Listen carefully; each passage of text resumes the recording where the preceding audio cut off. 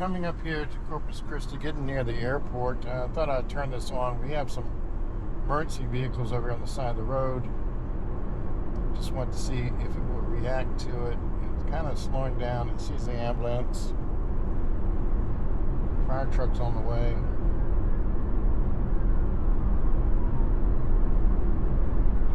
A little braking there, dropping it down to 71 from 75, where it was doing about 77. But it didn't overreact.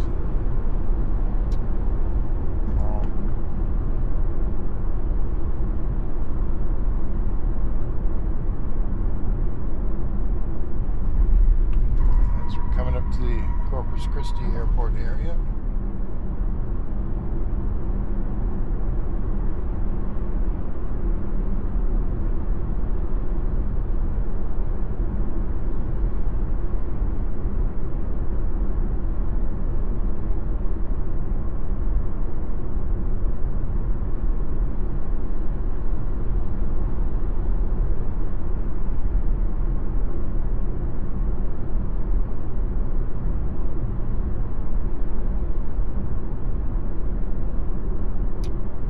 Chill mode.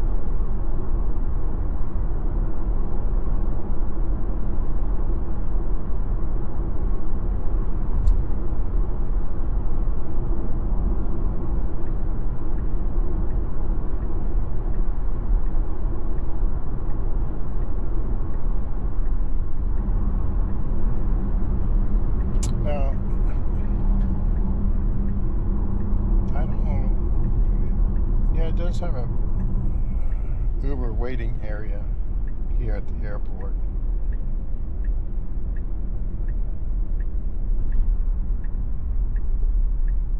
The staging lot, they call it.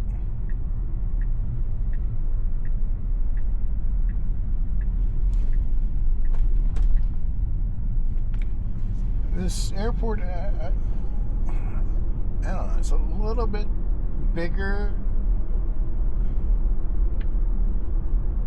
than Harlingen, Brownsville, McAllen. Yeah, it might be about the same. It's hard to tell. Now coming down from 45 to 30.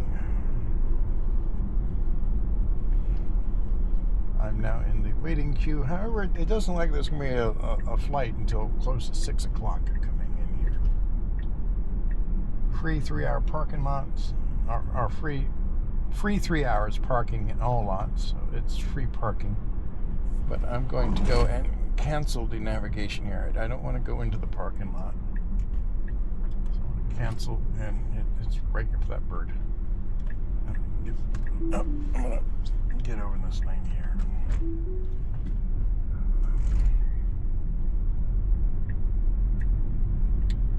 So we disengaged because I wanted to exit here.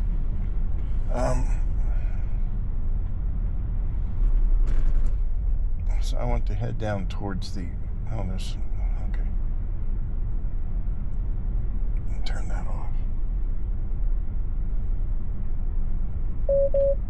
I know, I'm trying to look for a location to go to. I'm going to tell to go over here. Give me the option, get the camera out of the way. Boom.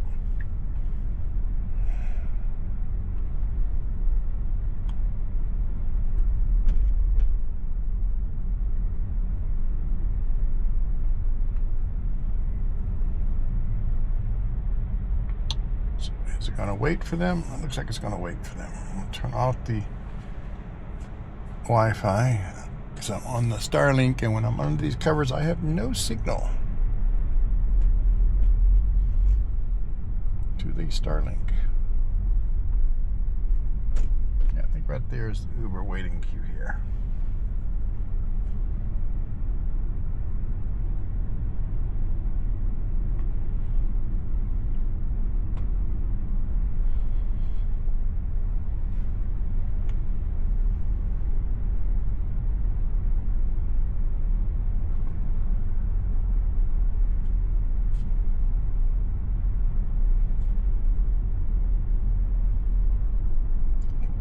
Standard here.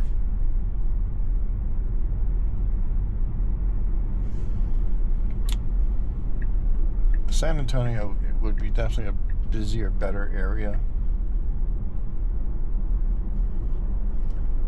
But let's proceed downtown.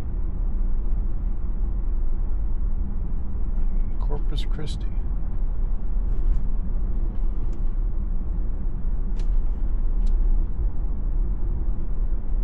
Head in the direction of the supercharger to maybe plug it and charge there while I wait for a ride to pop up if I don't get a ride before then.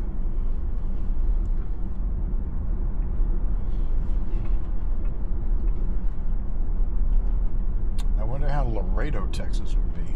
And man, that's a rough road there. I'm bouncing all over the place.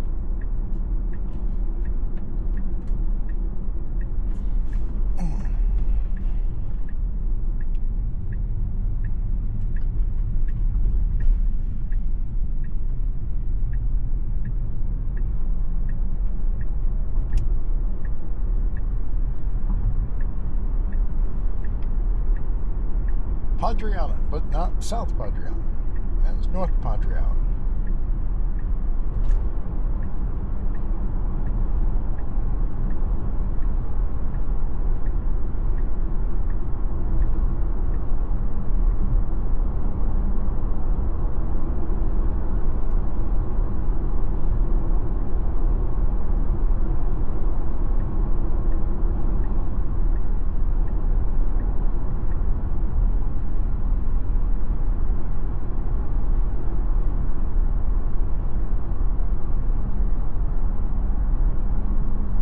That's what I should do, is just try to go to Padre Island.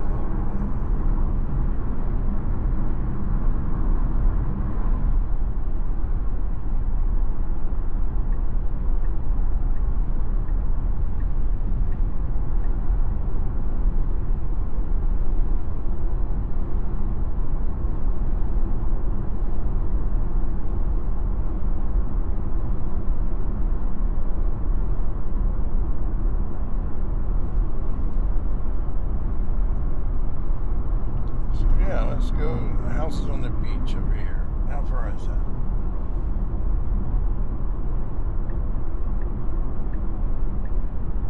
Car is changing lanes, making room for that car, but it needs to be over there. Come on, get back over, get back over, get back over. It's going to miss it because it's still trying to compute direction, so it missed. And it did not listen to my turn signal.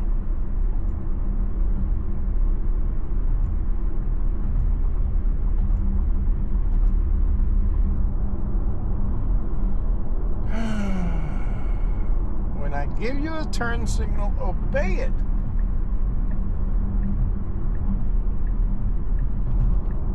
Why did it take so long for it to figure out a route? Let's go that route, yes. It's a longer route. It's going to take me through Corpus Christi.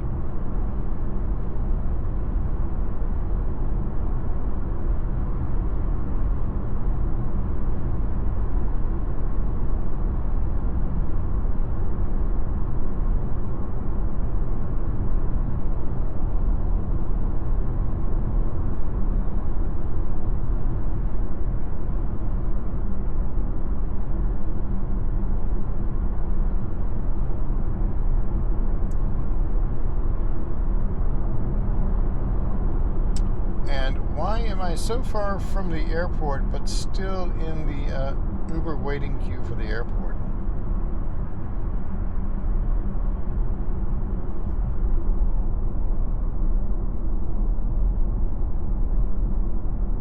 no longer in the waiting queue.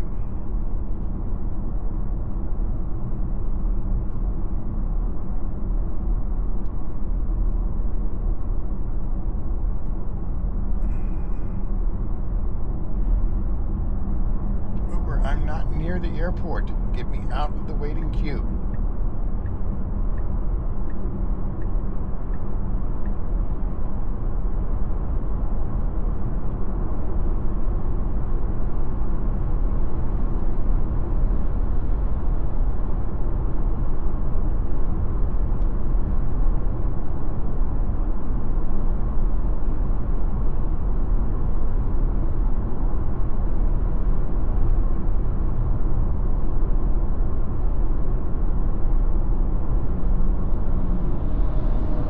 Finally, I'm out of the Uber waiting queue for the airport. Man, that's a hell of a distance for an Uber waiting queue at the airport. Harlingen, you go, 30 feet, you're outside of the waiting queue. Sometimes you're sitting there at the waiting queue, staging area, and all of a sudden, oh, I shifted my phone, now I'm out.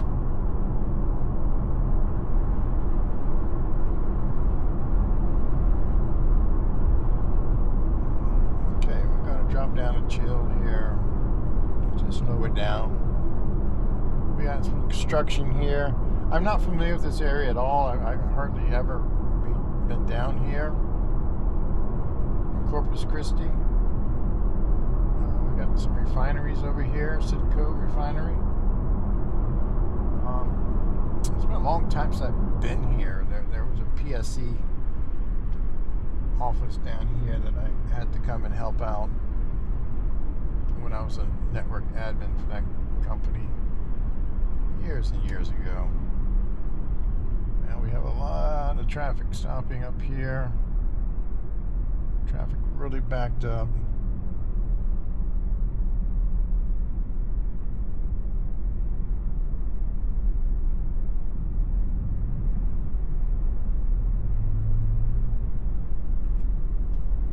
Go to widescreen here.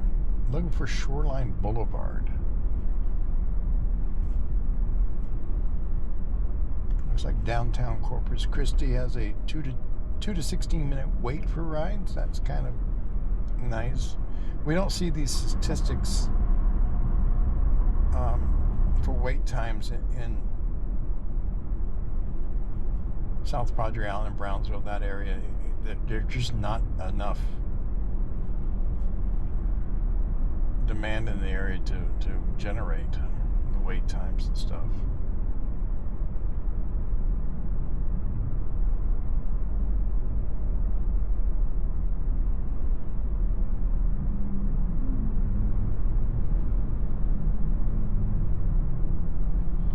But I think, if I do go back to the island tonight and give that person a ride to the airport tomorrow morning that I have a scheduled ride for, I think I may just head to San Antonio.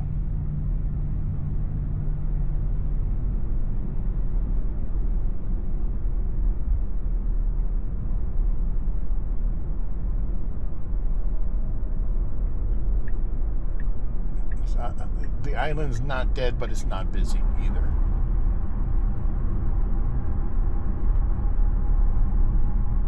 It's in that in-between thing. And how long do you sit there for a few hours? And I'm sorry, I get really upset with some of these other Uber drivers that come and park at the hotel where I live and block rides from me. Oh. We got a ride. So we're going to try to get to this one here if we can. Navigate. Come on. It's a pain to try to get the navigation in there sometimes.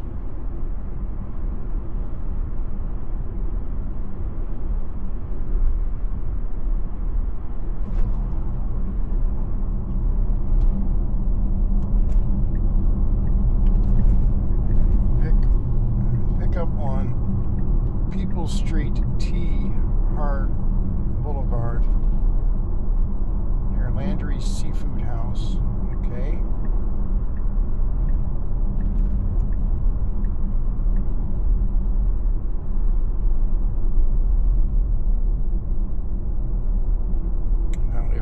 clear this out and send it back to there, will it get lost?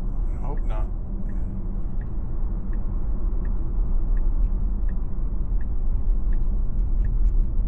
Okay, I got in there fast enough. It's frustrating to try to get the directions in there sometimes. It really is.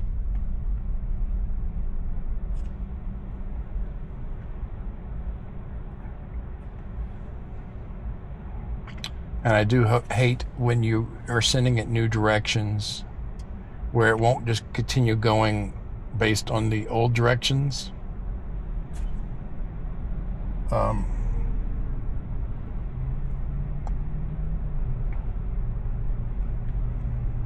I've had it turn around sometimes for some bizarre reason.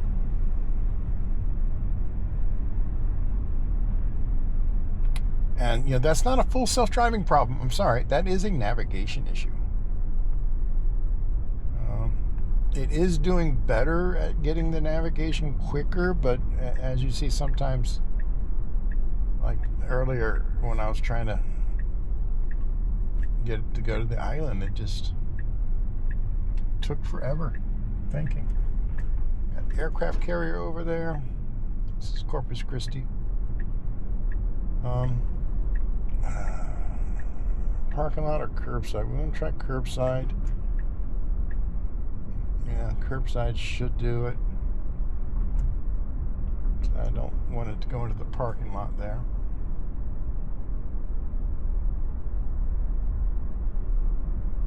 Customer should be right over there.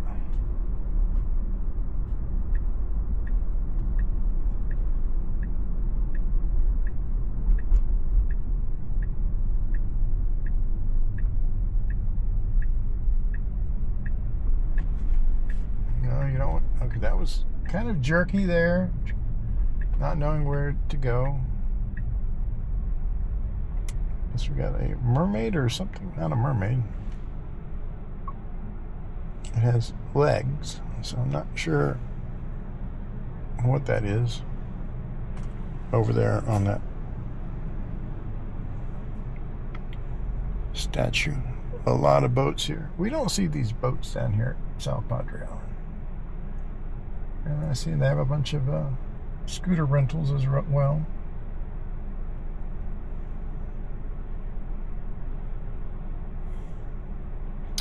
So this road here is a one-way all the way around to the customer. Wow, first ride since noon.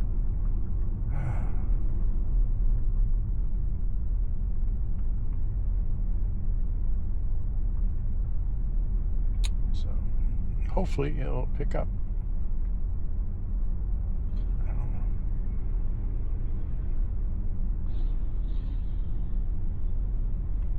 Landry's Seafood House.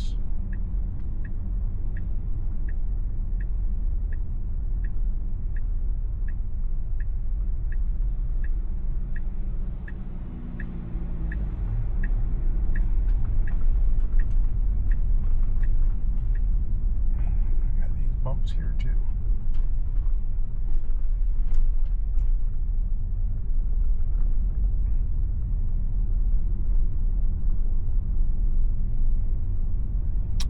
Nice marina. Being a Coast Guard veteran, I miss the boats. I miss being out on the boats. Bay cruises.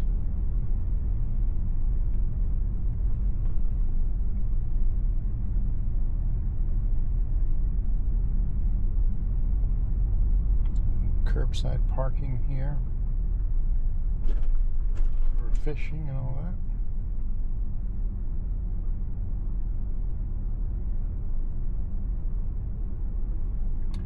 More scooter rentals. Lime scooter rentals. Bigger buildings here than and you see the aircraft carrier out there. I'm trying to remember which one that is.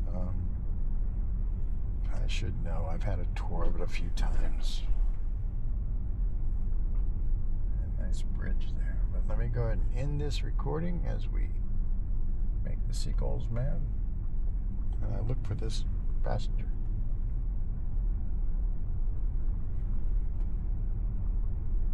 That would be the parking over there. I can't see because the sun's in my eye.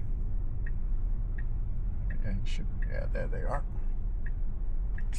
So pull up over here for them and disengage there. Okay, just had one ride here. Just engaged the full self-driving. Haven't put a destination in yet. Letting the car, decide where it's going to go. These roads downtown Corpus Christi, I know they are. I've been told are very bad, and yeah, they do look rough. But what I want to do is go over here. Like I say, I want to go over towards the. We want to go towards the Chick-fil-A over here near the superchargers. And it's going to want to turn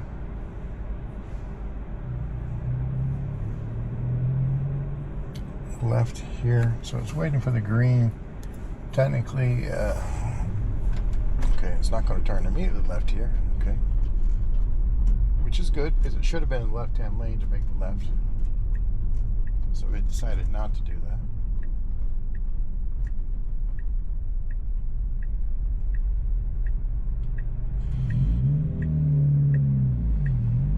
These lights are flashing red, four-way, so it's treating it as a four-way stop, which is good. House of Rock. Okay. As we go through the downtown Corpus Christi area. That was actually an extremely short ride, just right across a little bridge area. It's going to make another four-way stop. I guess when it's not busy. Oh, that's a $15 ride. Let's. Okay, get that navigation over to the car. Come on, come on, come on. Give me that navigation to the car. Come on. There. Damn. It's so frustrating. Come on, figure out.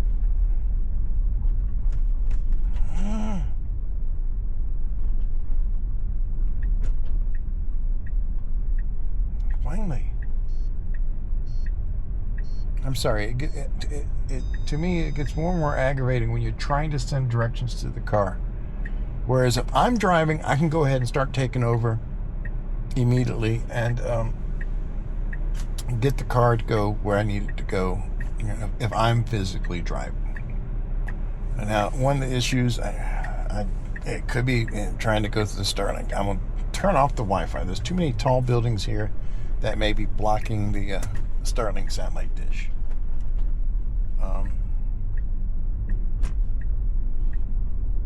And sometimes the LTE connection is not the best. But no, it gets really frustrating when you're trying to get that there, and I could just jerk the wheel and say turn right here, but I'm trying to get the car to handle that, and trying to get the directions to the car fast enough. It's not always easy, and for it to send stuff from the phone through the cell network to the car, can't you send it Bluetooth? Why can't you send it Bluetooth? And we are going to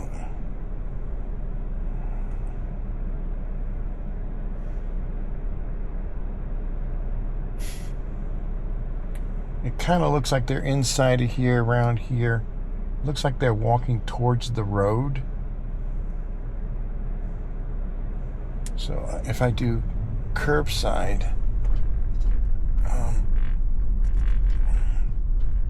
and I'm going to put this pin here because they're moving.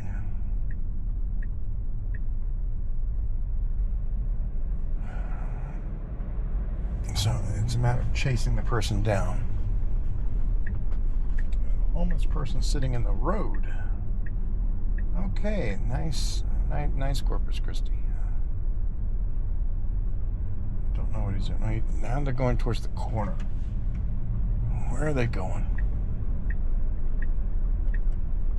So I may have to take over because I'm trying to track down this person. And we're coming up pretty quick on them, so yeah, it looks like they're standing right there. Or is that the person up there? Yeah, that's him there. Okay. Construction worker. There we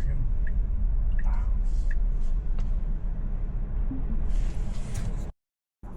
Okay, we're here in Corpus Christi, driving some more here on 14.1.4, finally.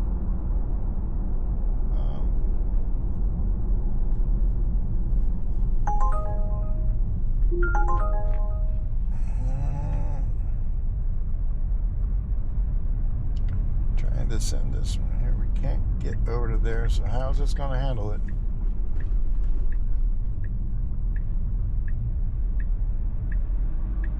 Car's waiting for the person to cross.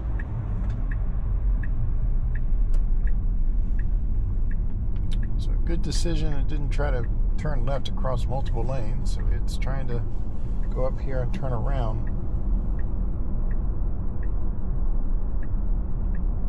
to get to where this person is.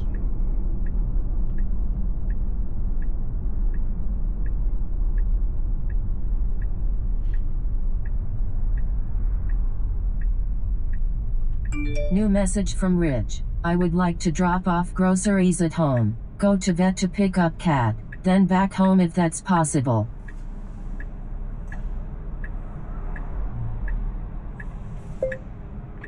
If you can add multiple stops in the app, that should not be a problem.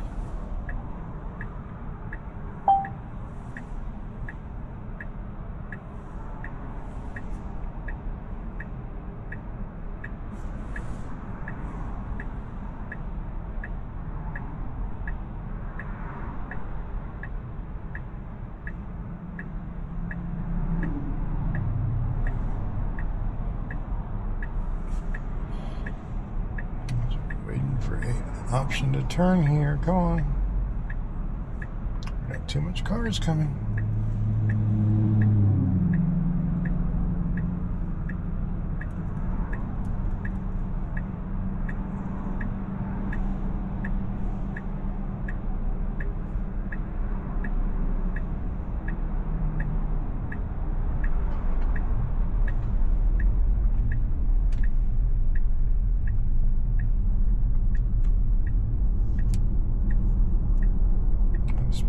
Turn. We got this car pulling out in front of us.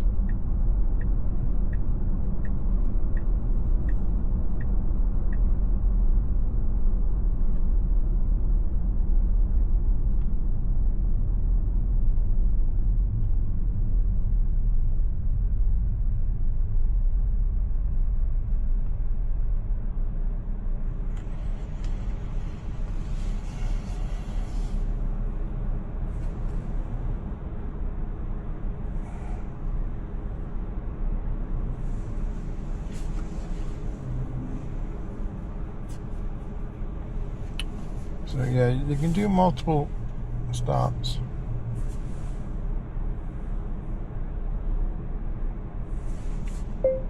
In the app, under the current ride, you should have a plus sign to the right where you can add and change and add other stops afterwards.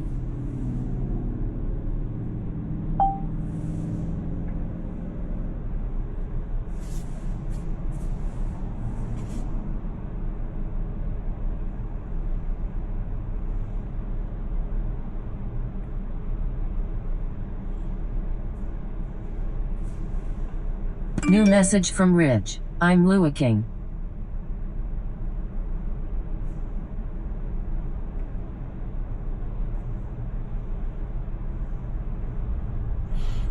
So this might be someone I want to show him on his phone on how to do that.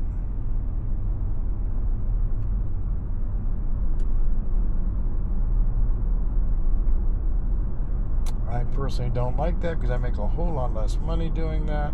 Only a few cents more.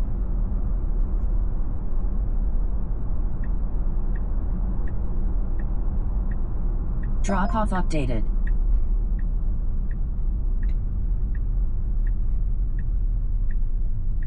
So it's going to pay a lot more, $15, which is good. New message from Ridge. Got it.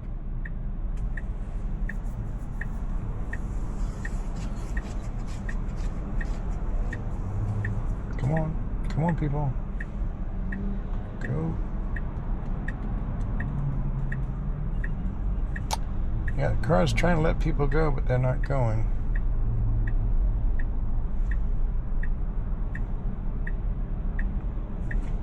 And we want to do, well, it is doing curbside, so we need to have him on the right side. We need to have a choice of choosing curbside on what side of the car, because this here looks like it's going to try to turn left, where it should go straight and then turn, so he's on the right side. But where he's at exactly, it's pretty close.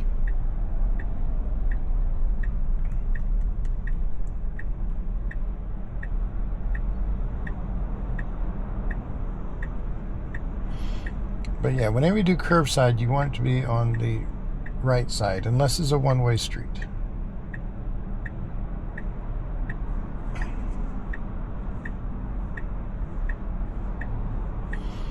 Turning back there at the light and going around might have been a better option.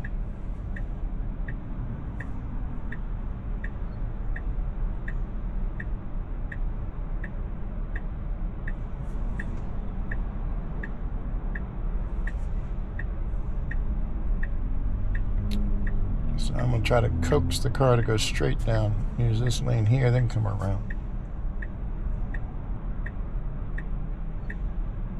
If it will obey my turn signals.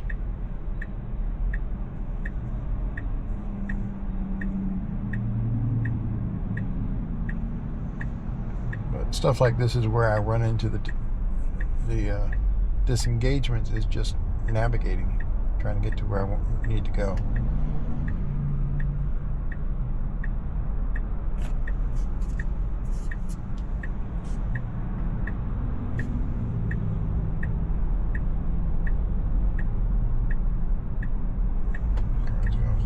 Nicely. Yeah, I don't want to turn here. I want to go straight, so I'm going to. Okay, I did. Okay, it did listen to me that time. That's good.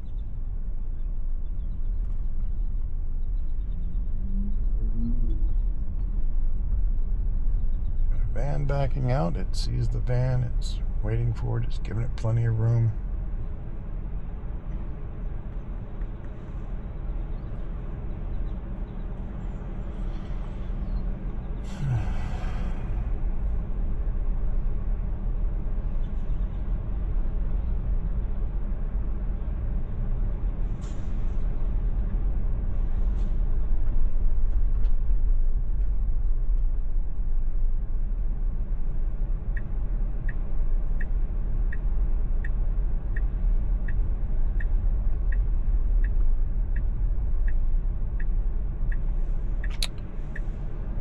Find where the gentleman's at as the car looks for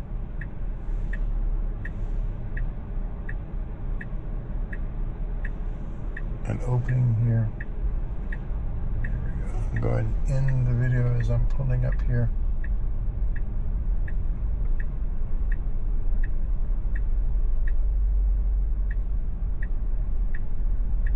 Yeah, that's him up there. Pull up a little more and disengage here to pull up a little more close to the curb. There we go.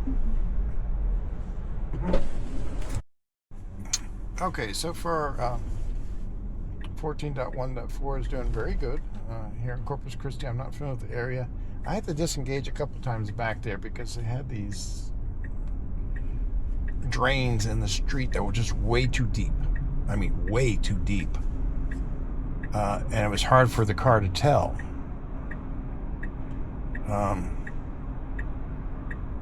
Because it's new asphalt. And I mean, it was almost a good foot deep. And in the center. And it's hard for me to tell because, like I say, it's all black new asphalt, so it all just kind of blends in the middle of the road. So the left tires are going into it, and that wasn't technically a regular road. It was like one of the little back alley roads that they just recently repaved. So who knows? But yeah, it was just a quick little takeover there for a couple of times. But driving the customer around, dropping off his groceries to the house, going to pick up his cat, bringing him back to the house, and what have you. He was shocked. I never touched anything. The car did everything. Handled it fine. It dodged a piece of carpet in the road. Kind of like a bundled up carpet that someone lost off their vehicle, what have you. It dodged that. Going to pick up this other person here. I figure I'd do at least one more ride, then go hit the supercharger and probably head back to South Padre Island. And probably do the scheduled ride tomorrow morning. And I don't know. Maybe San Antonio.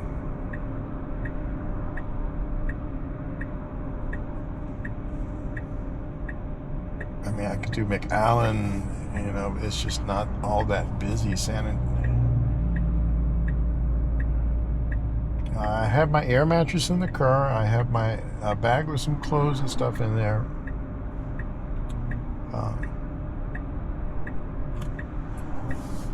If I was to get a crazy ride right now that would pay more than what I'd make in the morning,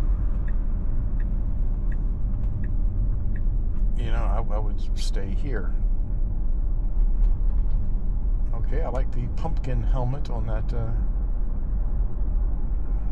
guy on the motorcycle. It was kind of cute and out for the Halloween spirit.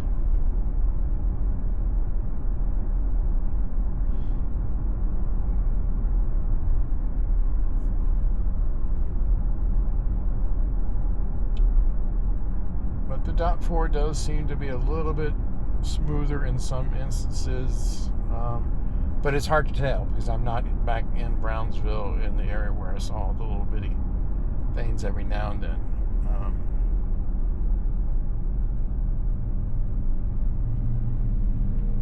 And I'm not familiar with Corpus Christi at all. Now, one thing I do notice down here, I see a lot more homeless people.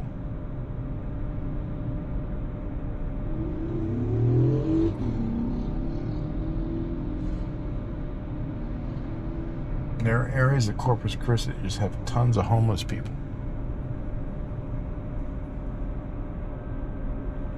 And some of these neighborhoods, the roads are terrible.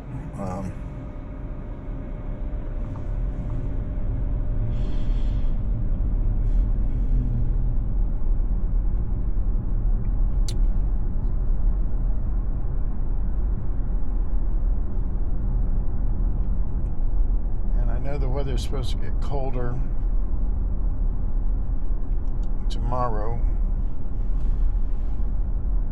in the South Padre Island area. They're saying down to the 50s. I had somebody down there trying to tell me it was going to snow this week down there. I was like, no, it's not going to snow.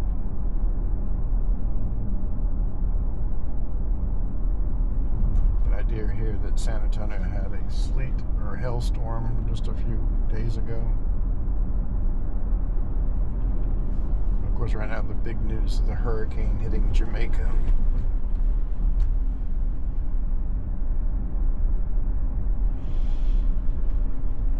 But I just wanted to give a recap on how this is going so far.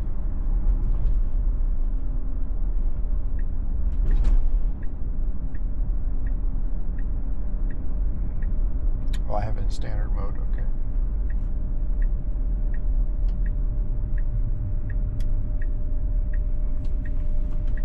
And we want to do curbside.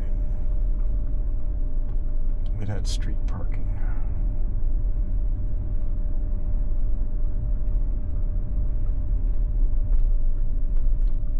Two different addresses. It's going to 7401 Lake drive, but yet Uber says 45.10. So this is one of those instances where it could be that crossroad here. I don't know. I'm gonna have to take over, hunt the customer. This is only time I take over is to get exactly where the customer's at.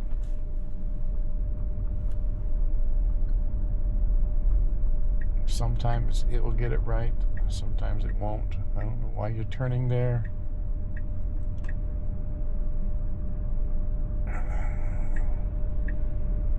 Yeah, there he is. Okay, 45.10. Okay. So, please like and subscribe. And give this guy a ride here. Okay, let's head to the Corpus Christi supercharger here. We just got through dropping someone off in this apartment complex. The car needs to figure its way out.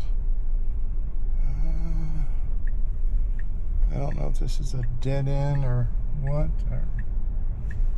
No, okay, it's going to do a U-turn. Okay, very nice. Yeah, that is a dead end.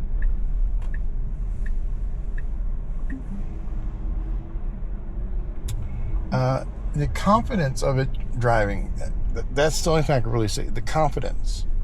It's sure of its decisions most of the time. Yeah, the little brake stabbing, they call it, or jitters occasionally.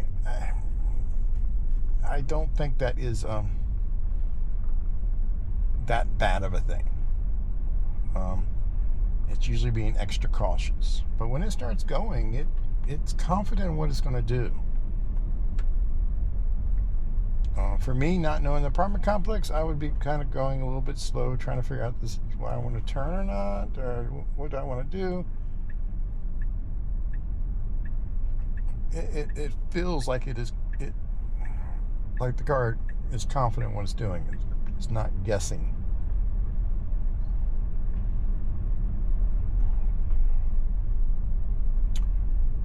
But you know, I'd like to be able to find some little issues here and there.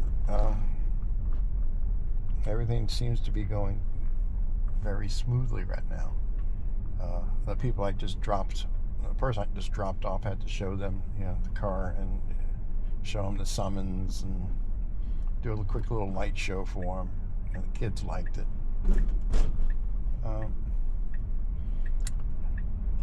I wish I made money. Him too, I would have to say a good 80% of the people that I drive, they seem to have the opinion that this car is over $100,000. So as far as the general public knowing the true pricing of a Tesla, it's very limited. It would be handy if, you know, Tesla put out billboards or what have you showing the car with a price tag and stuff like that for the public to start understanding. It's like, wait a minute, that's not that expensive.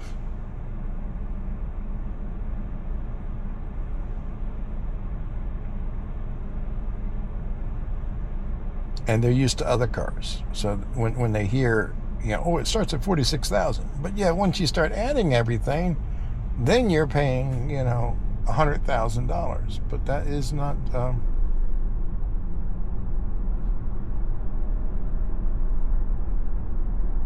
the case with Tesla. And, you know, I told them there are no sales people for Tesla. There are no dealerships for Tesla. There are showroom service centers. They will show you how to order a Tesla online and get everything set up. But there are no salespeople to take a commission or anything like that.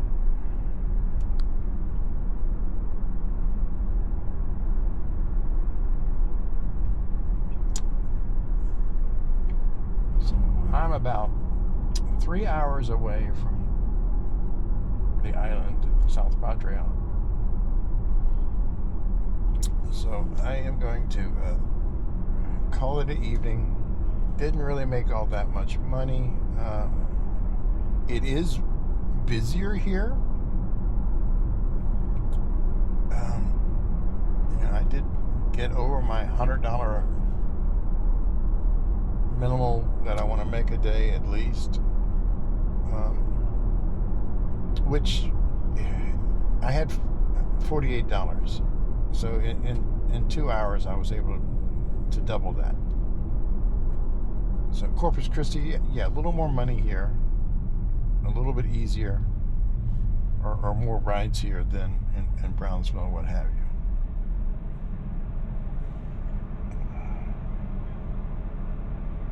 Actually,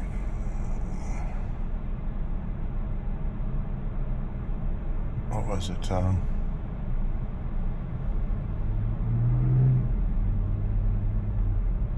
518. So yeah, in 2 hours I doubled it.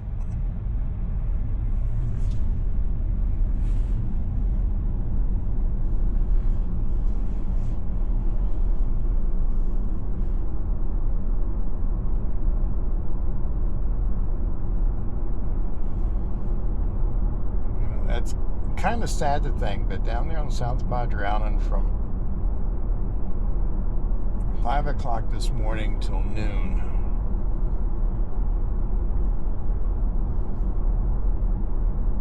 $7 hours, only made $48. I did have someone pay me directly to drive to the Valley Airport, so that was nice, a lot more than what Uber pays and a lot less than what Uber would charge them.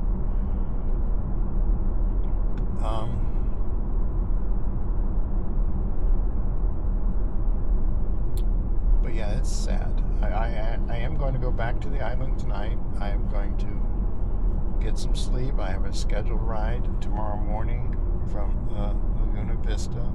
Not that y'all really care or anything, but it's a scheduled ride Wednesday morning, 8 a.m. From Laguna Vista to the Valley Airport. That's only paying $22. That's an hour drive. And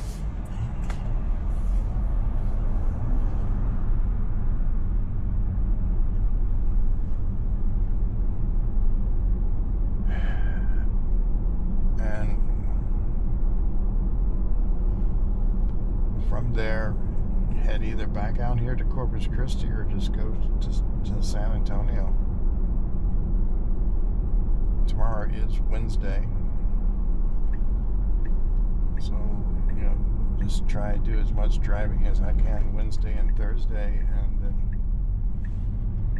maybe come back Friday for the weekend on the island or something. It's frustrating.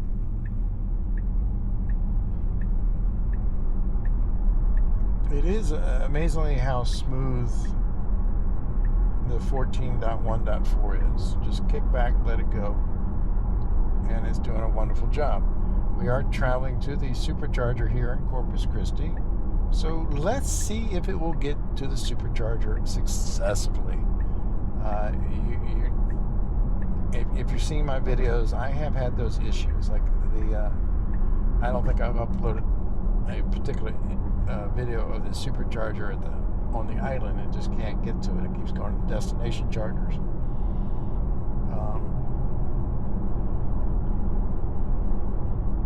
But I had an issue with the supercharger in Alice, Texas. It would not get into the Circle K parking lot. It kept going around behind the Circle K to a dead-end road behind the Circle K. And it'll realize it's at a dead-end road, and it'll turn around and work its way out and try to reroute, but it kept going back over and over. Maybe if I hit San Antonio, I might hit that one again. I don't know.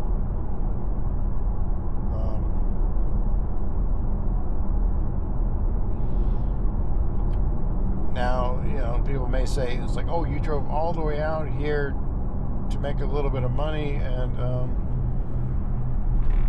here's another hate comment here. Dude, no one cares. No one.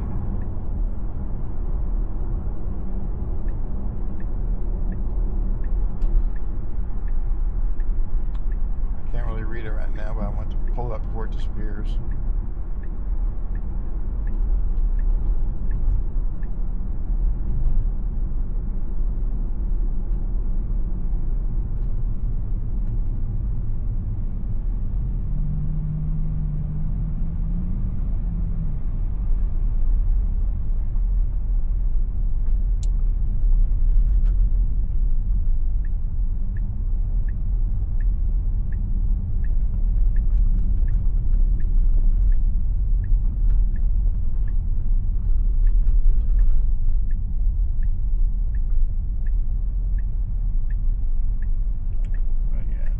People like that, that's okay.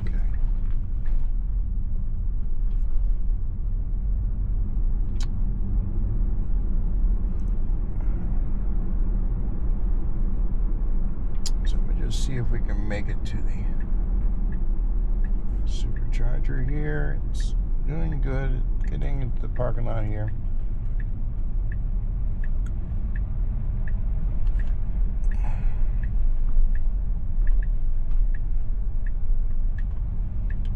See if it will pull into the supercharger space itself.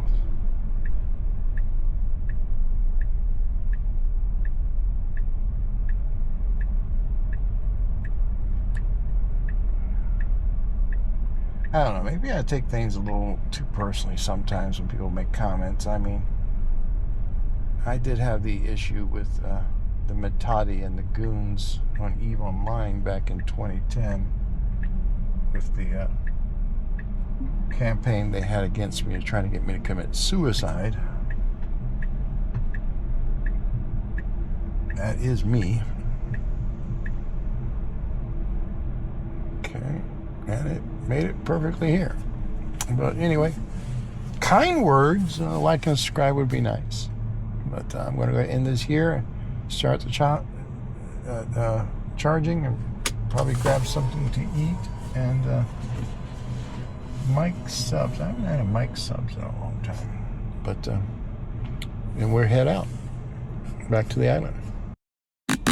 Okay, we're heading back to South Padre Island. It's a 3-hour drive, non-stop. No charges needed. 176 miles. Should be good. Man, this guy is shooting out of here fast.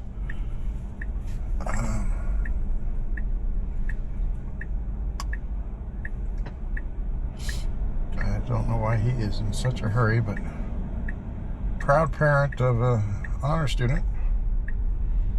But yeah, you're going awfully fast for a parking lot.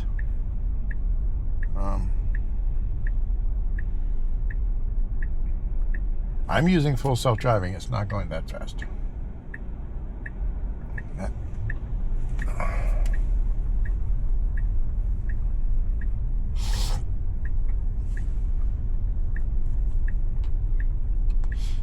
So yeah, we should be getting back at the hotel just before 11.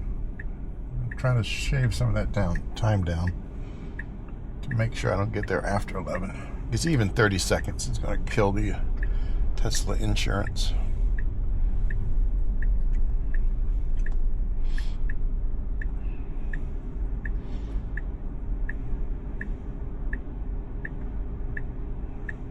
Which I think is the dumbest thing. Now then, I like to reiterate, the car has been very safe. It does some things that are agitating. It's rapid avoidance of items in the road. Sometimes when it's just discoloration of the pavement, it doesn't know for sure, but it's being safe. Some people, it's talking about phantom braking, jamming on the brakes. I drive a lot, 12,000 miles a month.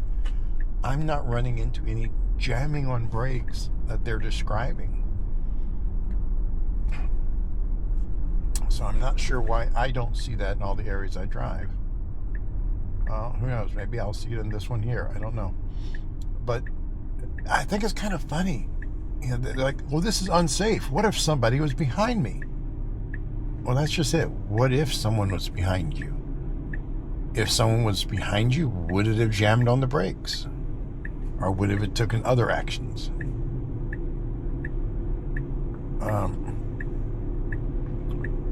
I kind of like to believe the car is watching the vehicles behind me.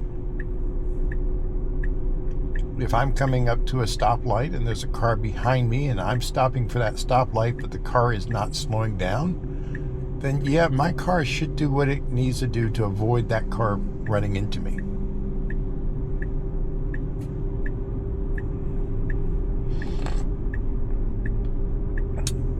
And not run into any other vehicles. If it has an opening to take, a turn, get out of the way, something, let it do it.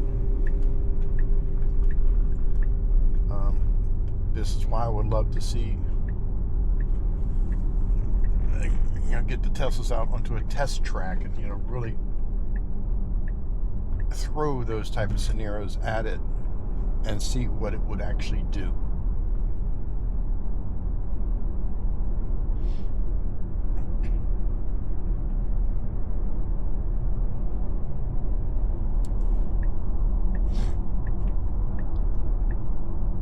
It's one thing to put the cars onto the streets, have them drive as safely as possible, but it'd be nice to have an area where you can test the car and put it in the absolute worst situations. Like somebody running a red light while you're going through the intersection, how's it going to handle it? Someone not slowing down behind you, how's it going to handle it? Push the car to the limits. Use safety drivers, or just use a dummy in full self-driving and let it handle it with the dummy in the seat. Basically unsupervised. And this pickup truck is kind of, my car is moving over because this pickup truck's not staying in his lane. He's on his phone. He has his phone to his ear. He's talking on the phone and trying to drive with one hand.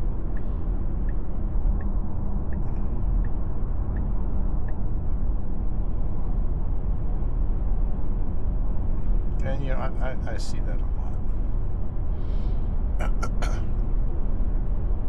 So the car is telling me I should get there back to the island with 5% battery. A better route planner is saying more like 9 or 10. Yeah, it was saying 9. So I told it to drive as I'm driving. It's now saying 13.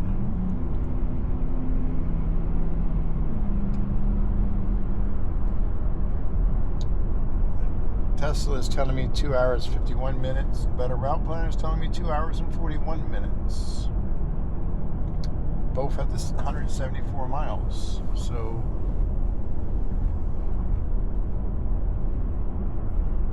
which one's going to be more accurate? I'm dropping the temperature down to about 73. I think I get usually the best performance when I'm down on 72, 73.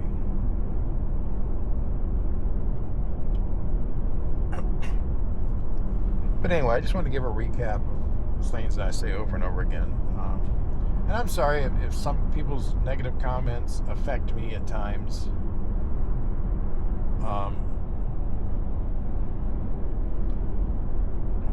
I have, had a lot of things to deal with in the past that still crop up every now and then.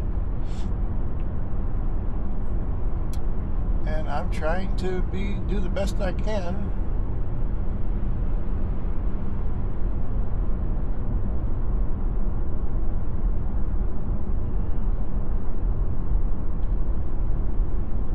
And sometimes it's not easy.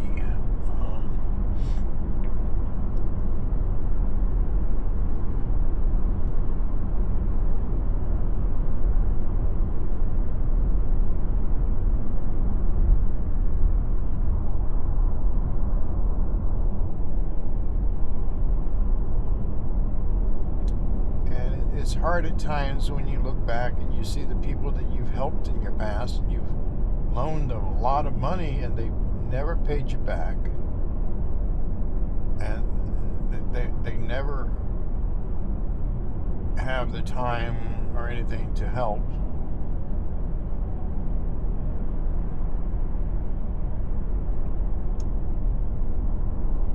It kind of gets annoying.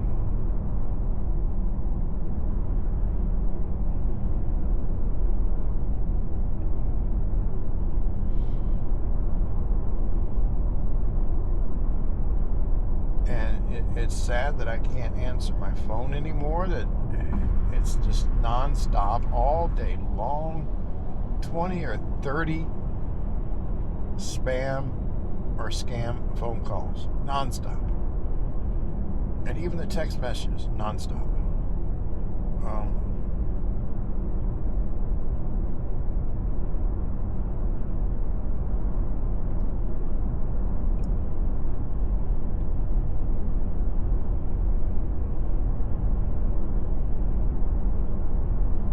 I'm tired of it.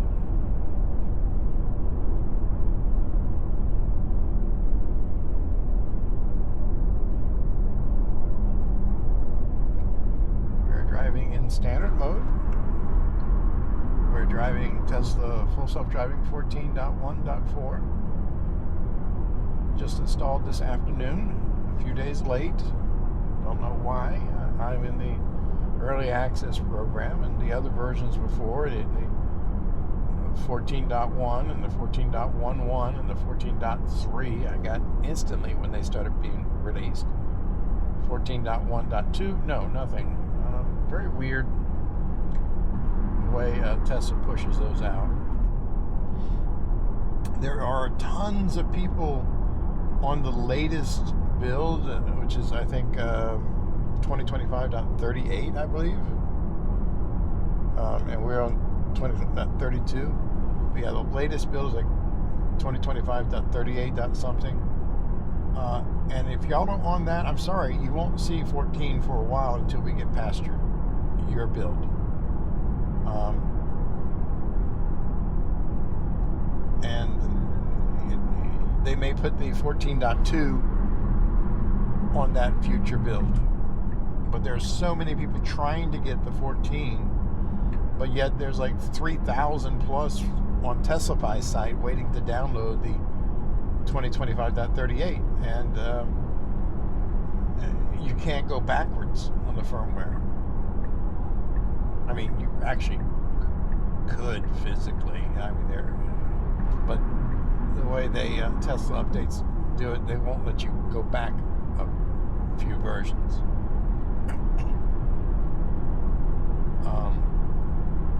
So there are a lot of people not happy. They're still stuck on 13 because that's what's in that build.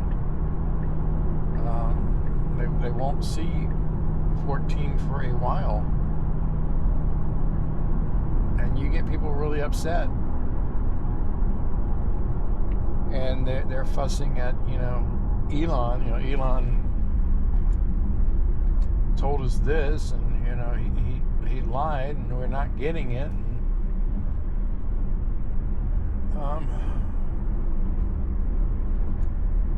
Now, I don't have the Tron mode. Not that I really am excited about that. It's, yeah, okay.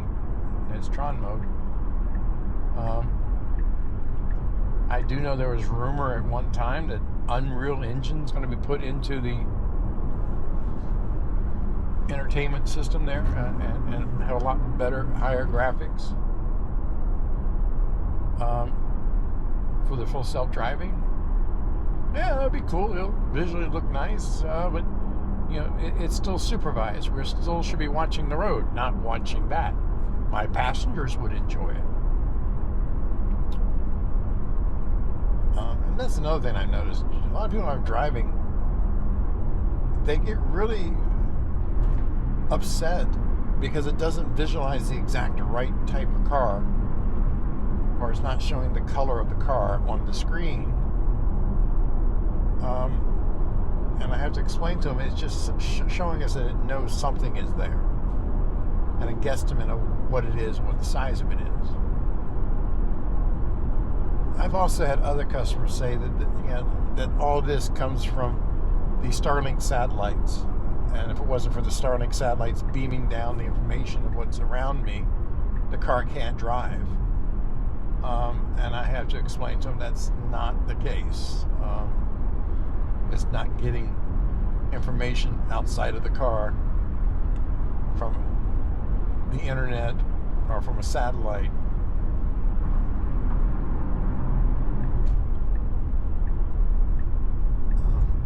But they don't understand.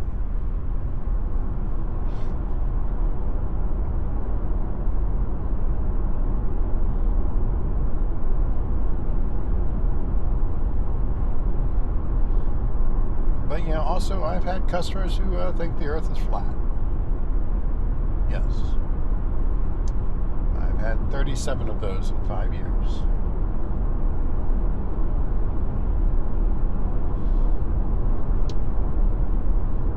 I've also had many customers tell me that these windmills between Corpus Christi and South Padre Island are part of the government HARP program used to generate the winds, because we control the weather. So I politely tell them, no, those do not generate the winds. They're used to keep the Earth spinning. They're like boat propellers, but they're pushing the Earth so it keeps spinning. Or if the Earth starts spinning too fast, they push the other way to slow it down. That's what they're for. And it's sad because some actually believe that. They won't believe it's used to generate electricity, though. That's too far-fetched.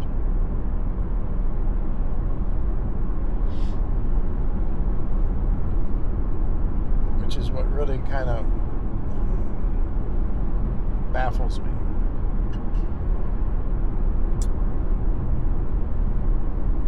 Now, I'm not going to do a 3-hour drive from Corpus Christi to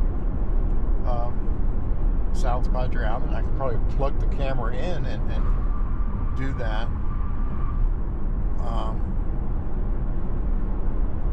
And then speed it up or what have you, but I don't think there's really a need to do that. And for me to have the time to go and condense that down and speed it up, and then put in some music, dub over the sped up point. I don't have time to do that.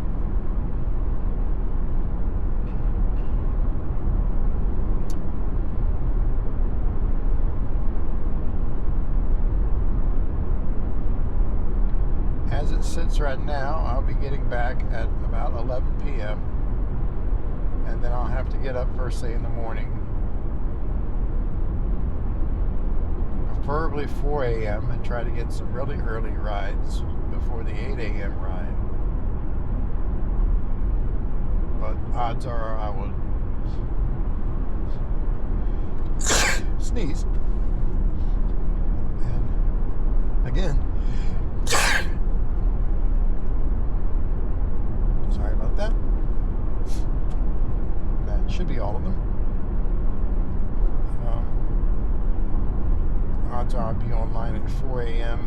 and just sit there for 4 hours with no rides until the 8 a.m. one.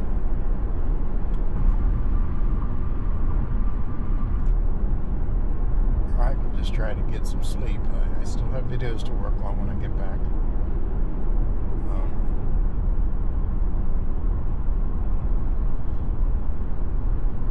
I just don't have enough time in the day. If anybody has any extra time that they can spare, you can email me. Just zip it up and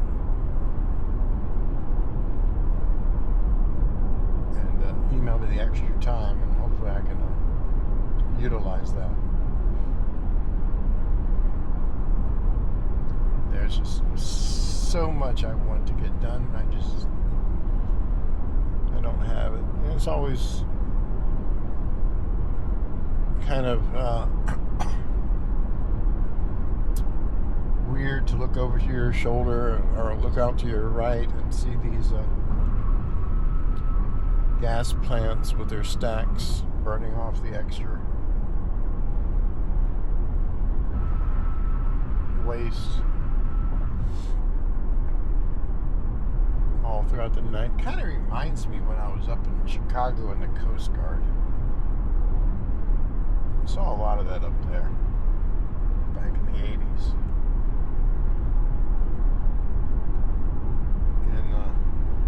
In Indiana, along Lake Michigan.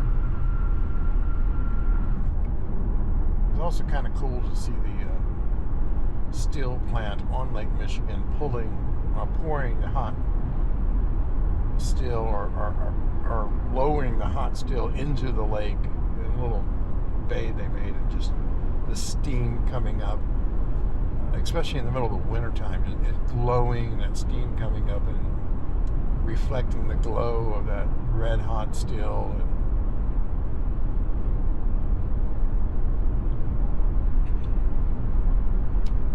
And I kind of miss that.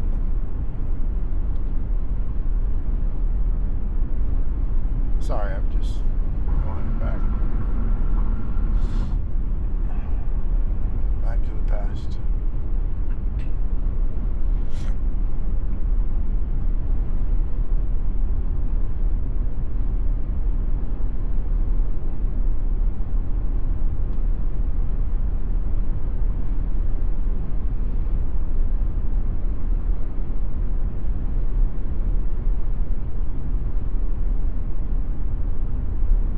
It's hard for me to leave South Padre Island. I feel comfortable there. It's nice when I'm hanging out with some of the engineers at SpaceX or some of the other employees at SpaceX. We're now in a 55 mile per hour zone. We're in standard, so it's doing 71. I'm going to drop it down to chill, so it'll kind of slow down for this.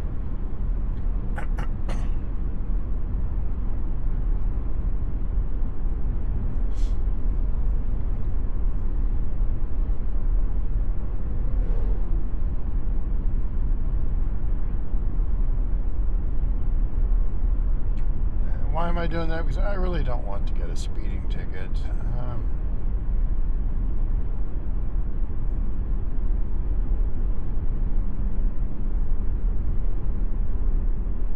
We're coming up to a 50 zone. And in chill, yeah, it does a good job slowing down like it should.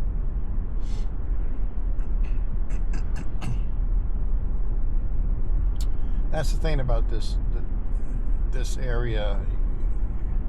You're at first on an interstate, and now you're coming up to traffic lights. What happened to the interstate? Did I get lost?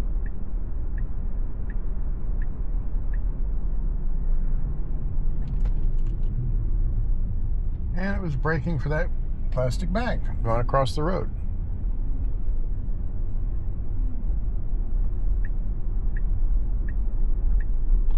Doesn't know what's in the plastic bag. If the plastic bag was on an animal and the animal was running across, it doesn't know. It can't see.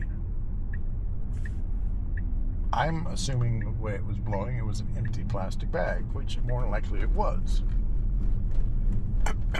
And people will say that is a fail on Tesla's part, that it did not need to brake for a plastic bag. But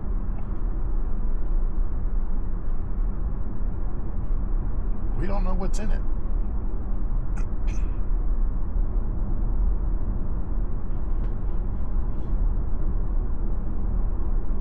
But it is the car reacting to something, and that is what I prefer. That's what makes me feel safer about the car, knowing it's not going to hit something, that it's just crossing the road.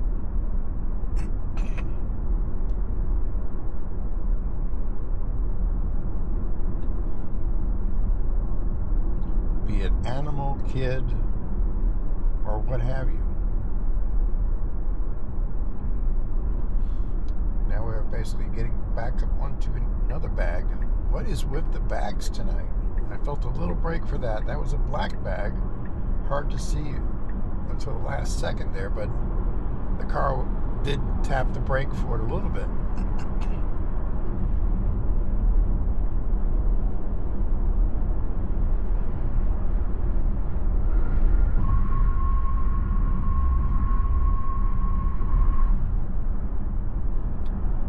try to picture is how comfortable I would be with the idea of sleeping while the car drives.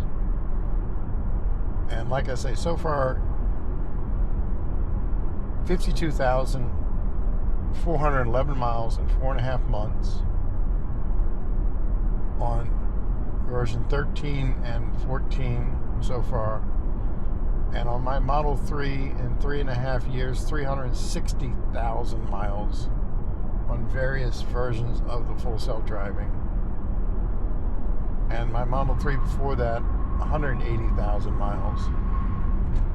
Very early days of full self-driving. I've seen the progress over the years.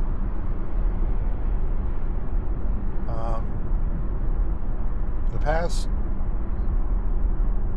2 years easily, no safety takeovers. Yes, I've had uncomfortable takeovers, yeah, just because of navigation decisions and stuff like that.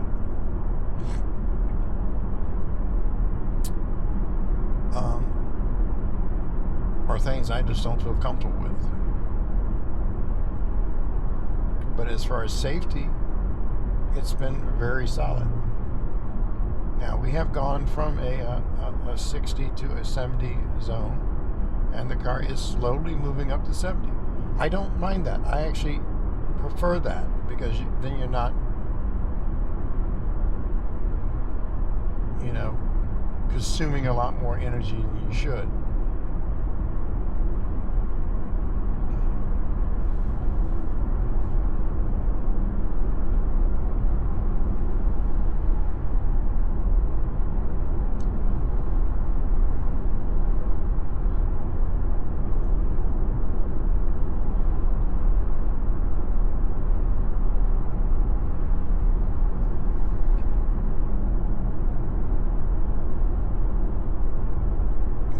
Drop back down to a 65 again, so it slowed down for that.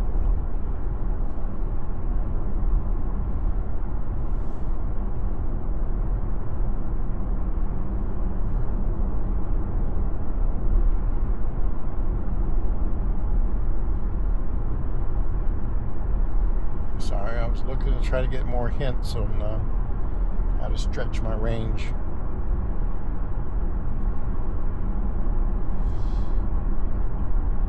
Now, one thing it says, it recommends staying below 70 to really add more range. Yeah, it would be nice on full self-driving if I had that control.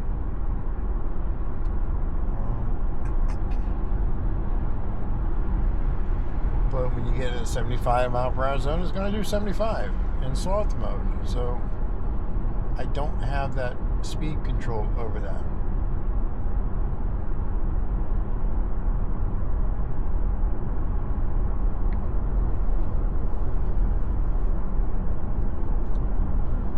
And that is where I say that when you do have those pop-ups where the car is saying stay below a certain speed limit to make it to your destination, I would love it if the full self-driving would actually understand that. Not only get me to my destination safely, but actually get me to my destination.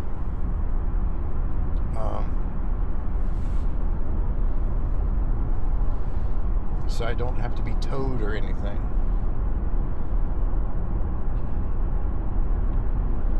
And I'm going to put it out there again. I mentioned a few times. It'll be nice.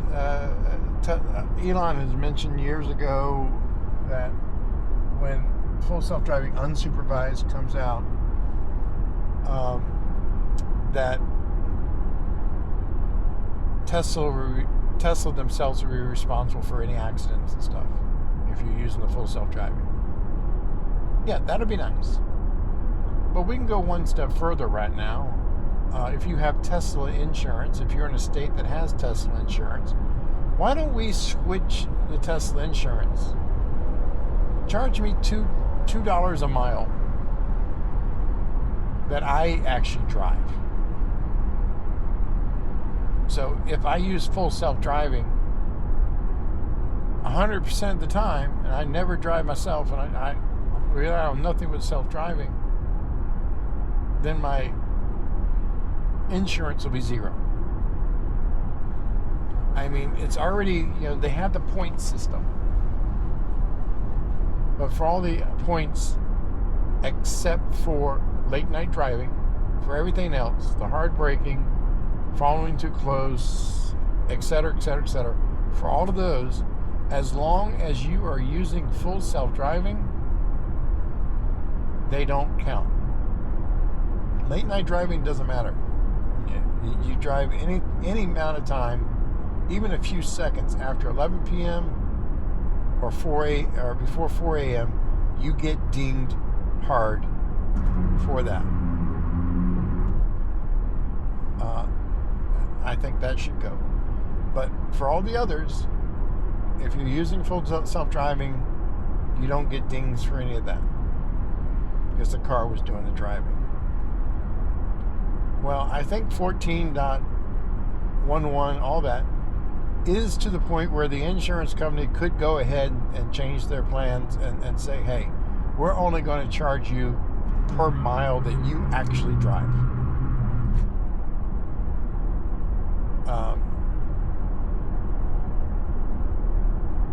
So then, you're not fighting with a strange point system from Tesla Insurance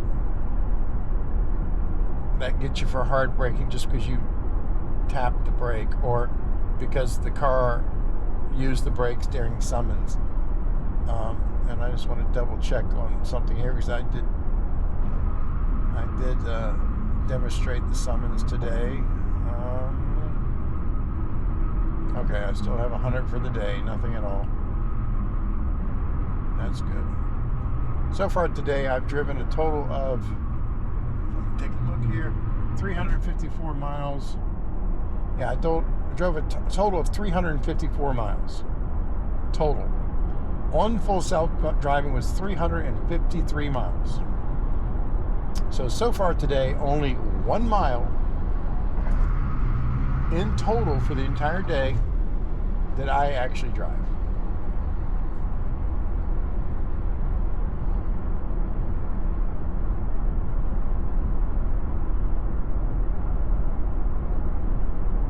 So if Tesla Insurance switched to a way where you pay per mile, oh, I drove 1 mile today. That's $2.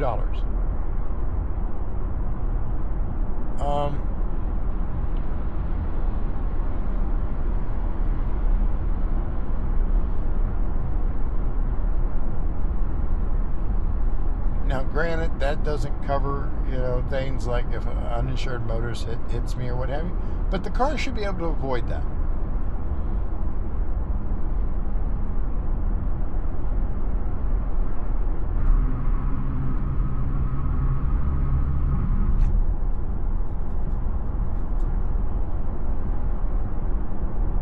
But the car parked in a parking lot gets hit by some stranger, yeah. So it might not be as easy of doing that. Maybe a smaller, cheaper monthly fee of maybe $50 plus a dollar for every mile you actually drive might be better. I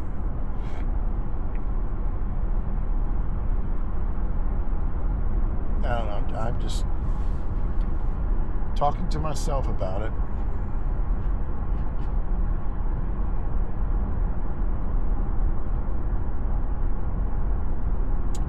Anyway, the car is doing quite well. We're going to be going through Kingsville and a few other places on the way back. I don't anticipate any issues at all.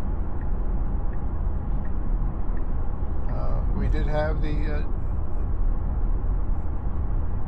one slight braking and the other little more braking for those 2 plastic bags going across the road, which was understandable.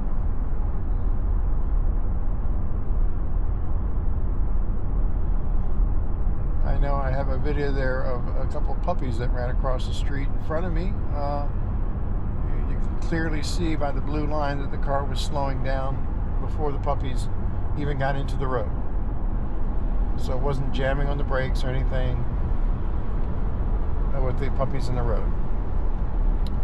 Hopefully this drive will make it all the way back to the island. So I'll go from 354 miles to almost 500 miles. Since this number is from when I was charging back there before I left. So yeah, this would be a day.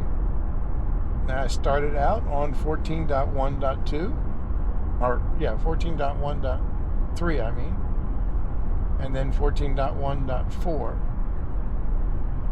that I would put over 500 miles on full self-driving, 100% full self-driving, with only 1 mile that I actually did any driving.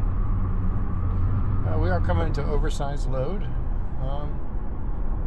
I'm not sure what these sections are that he is hauling, what it's for. They look like steel.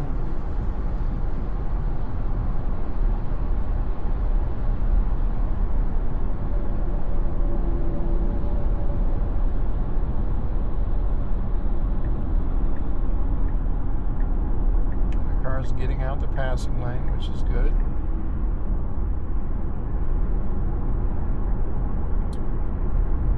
Anyway, I'll probably do a little recap once we get back to the island, or if I see something else, I'll try to get the camera filming it beforehand.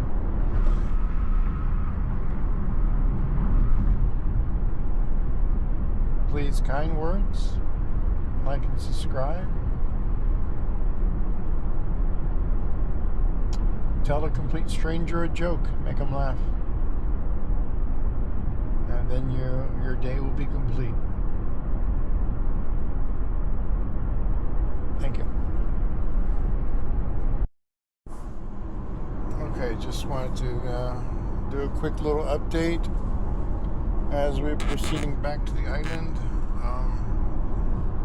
There's like a third plastic bag that the car has avoided shortly after I stopped filming last time. But for the past, well over an hour, I believe, I've had no issues, no sudden crazy lane changes or anything. Passing slower vehicles, handling everything at nighttime, no odd braking out of the blue.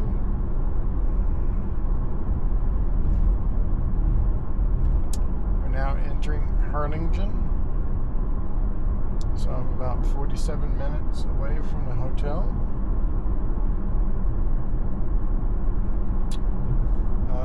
We're coming up to my exit here, exit number 14, in 10 miles. Going towards Los Fresnos. Sometimes the car has issues with this exit because you're coming up to some flashing lights at the intersection. The cross traffic has stops. I should not need to slow down. It should continue all the way through and make the turn under the underpass. As long as I don't have anybody behind me, I'm not going to intervene at all. But in the past, I've had to tap the accelerator a little bit because it wanted to stop. Maybe it wants to slow down more than what it needs to, or what I feel it needs to. I've never really let it keep going because I always had cars behind me, so I never let it go ahead and stop.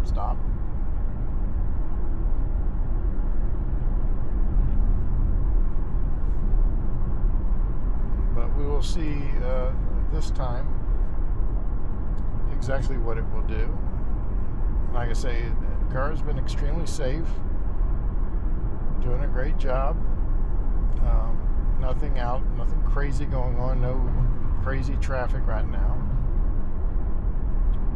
Haven't ran into any emergency vehicles.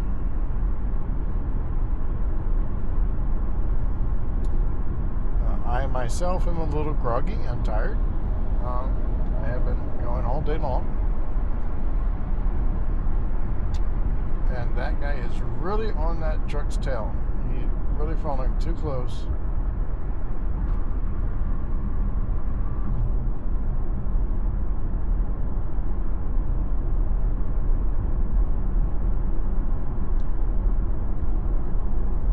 And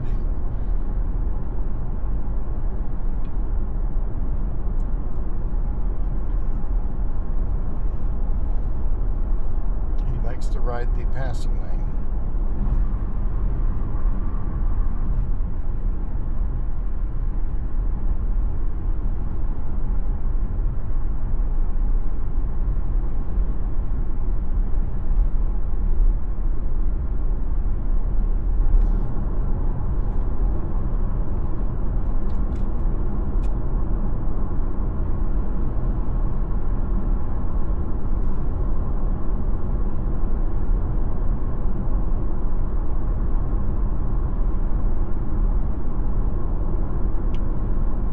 But I've had zero intervention.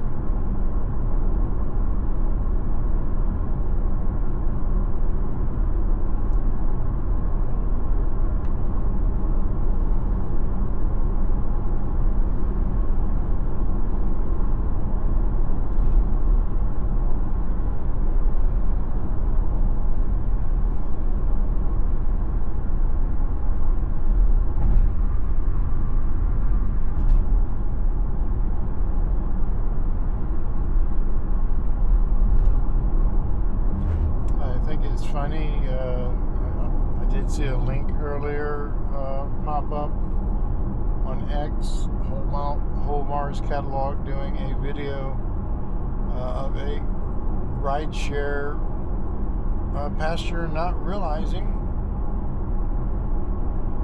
that the car was doing all the driving. Well, that's been my case for a couple of years now. Because I actually do use the full self-driving 99% of the time, no matter what. The car is always driving.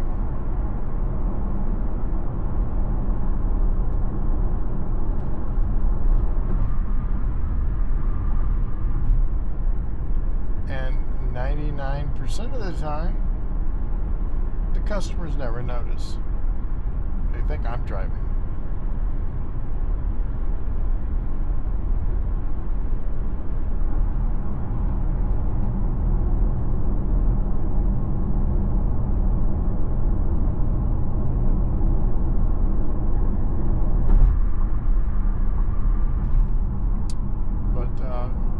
Yeah, it's been really solid.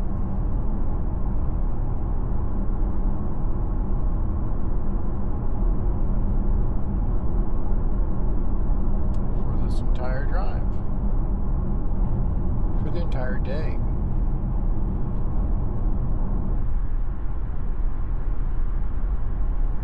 I had one intervention on the way to Corpus Christi. Just before I was going to install the software that just got through downloading, I told the car to stop at the rest stop on route. And since I'm watching the road more than anything else, it came up and I picked A. I assumed that would be the one that was correct, but no, I should have picked B, because A was the one going the opposite direction. So my car wanted to go and do a U-turn and get to that one. I don't know why it would make that one the first choice, where B was the one I just have to pull over to the left and I'll be there at the rest area. So I had to intervene because I couldn't get the car to take the exit fast enough. So I had to take over and take the exit to park and install the update.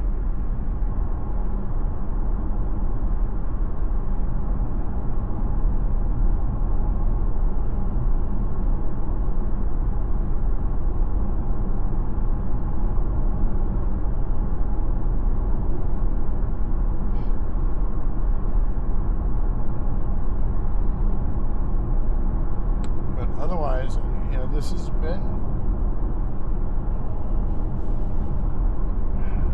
I don't know, it's been a long time since I had any safety critical takeovers. Someone was complaining about all the harsh braking they have, but they have an older, I think he said it was a 2004 Model 3 long range performance, I guess. I mean, I don't know what headlights they have on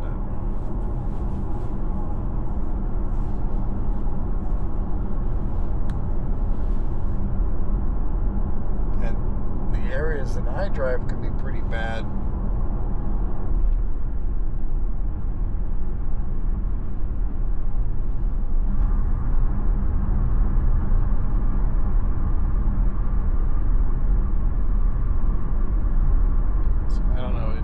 Interesting to find out what the difference is and why his is so much not as smooth as everybody else's, or why he has more harsh braking.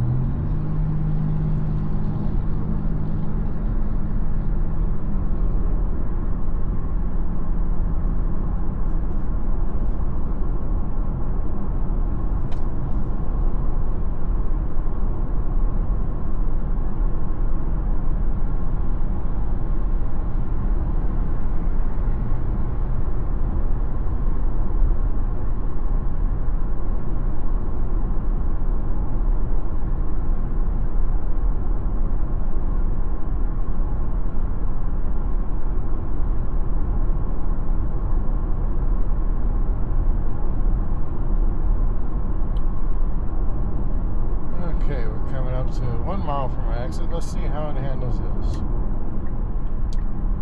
Now, I have been driving in chill mode. Everything's been going good. We're making good time.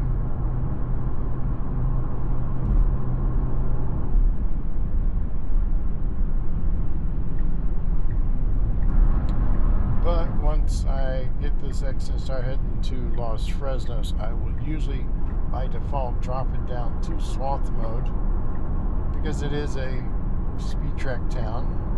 Granted, chill has been doing a lot better, but I think sloth is very aggressive at getting down the speed like it should for Los Fresnos. But here we come to the exit to South Padre Island, going through Los Fresnos, exit 14. As you see the flashing lights up ahead, it's just a caution, it's not a stop. My car should not stop, it needs to proceed and go ahead and make the left turn. You know, slow down enough to make the left turn. But I've had issues where it will just try to stop here, which, like right now, it's kind of jerking. It's being cautious, is what it is. Didn't come to a complete stop, but that jerkiness there,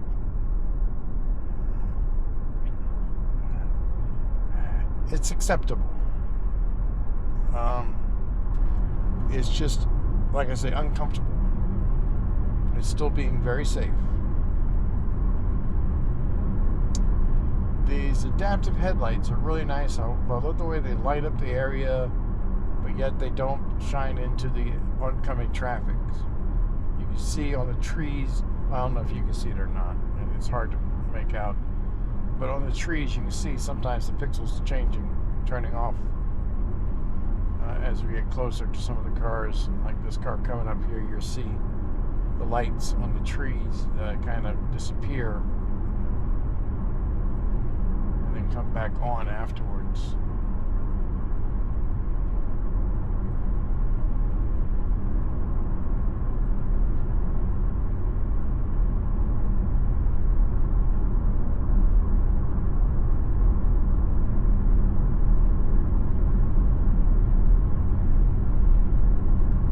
Yeah, that at the exit ramp, there was nobody behind me, so that, you know, we don't have to worry about, oh, but that would be, you know, unsafe for the guy behind me. There was nobody behind me. Would it have done something differently if there was somebody behind me? I don't know.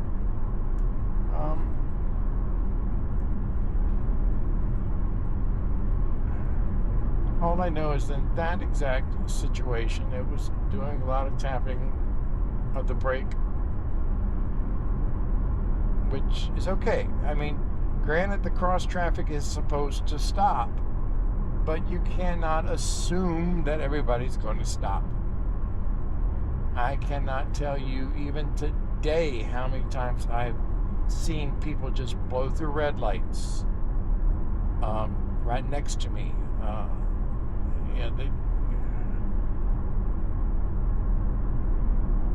Next to me, in front of me. There were several times people just blowing through red lights all the time. So yeah, tapping to make sure there's nobody around that corner, make sure you can see. There goes the Cybertruck, you can't miss him. To make sure there's nobody coming around that corner. I understand that, I comprehend that. If it's something I would have done, no, I think we get a little more lazy. We don't get as safety conscious sometimes when we drive. We relax and we just kick back and it's like, oh, I got this, no problem. And it's when the unexpected pops up that we get into an accident.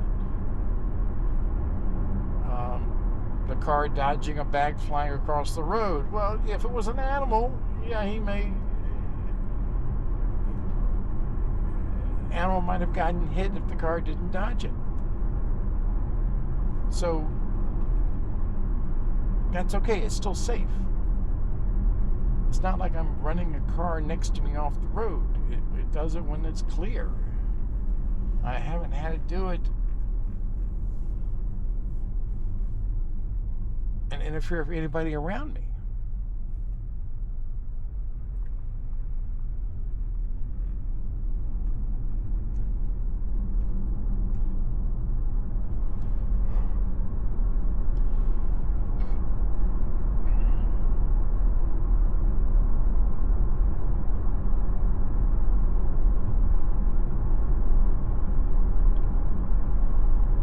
The more I see what this car does and how it handles and stuff, the more confident I am that I can just go to sleep and wake up at my destination and know I got there safely.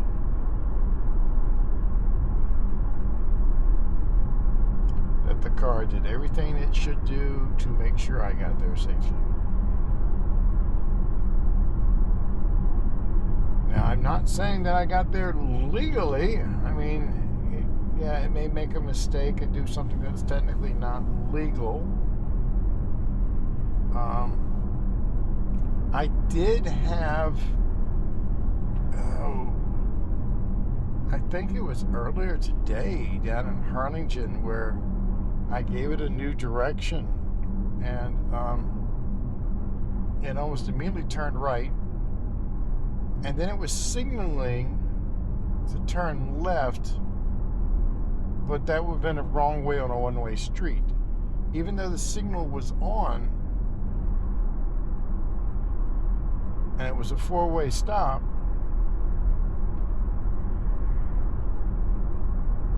when it was my turn to go, it went ahead and turned right, even though the signal was on.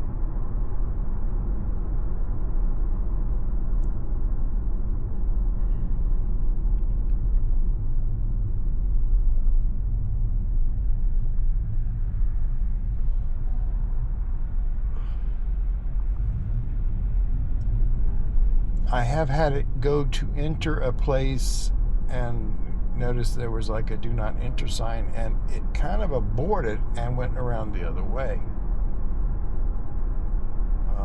If it does it all the time, I don't know. And these are usually parking lots and places like that.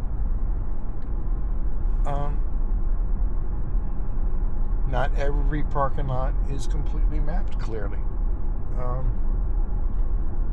Not every parking lot is marked clear. I mean, Lord knows the Holiday Inn Beach Resort, a car has a hard time getting out because of the way they have it marked. It wants to stay in the incoming lane until it gets close to the guard check, and then finally go right because of the markings they have. that light turning yellow back there, okay, it could have jammed on the brake and came to a complete stop before the light even bothered turning red, but it didn't. It kind of proceeded, and the light was yellow throughout the entire intersection. Here we are coming down to a 30-mile-per-hour zone here in Los Fresnos. I'm still in chill mode. It's doing a good job getting down, doing only 32 in a 30-mile-per-hour zone.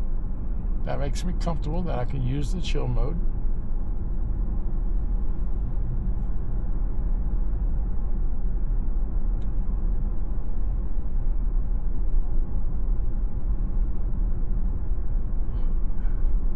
Not slowing down for a school zone and forcing me to have to disengage just to get it down because I can't set the speed. That was a part of the 1 mile that I have today of not using full self-driving.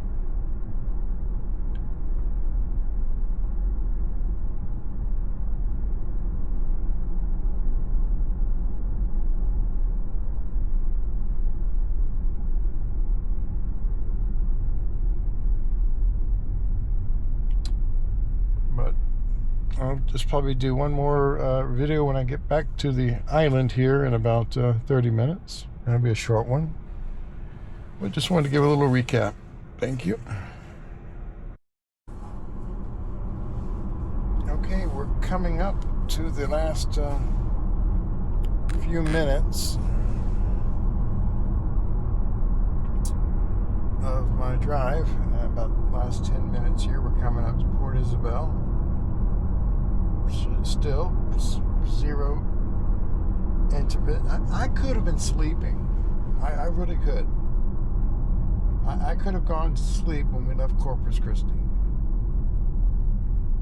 With it dodging the bags and everything, there's been no need for me to take over. So I do not recommend sleeping. And I'm not saying you should sleep while the car drives. I am saying that once that is allowed and approved, I would actually be comfortable doing it.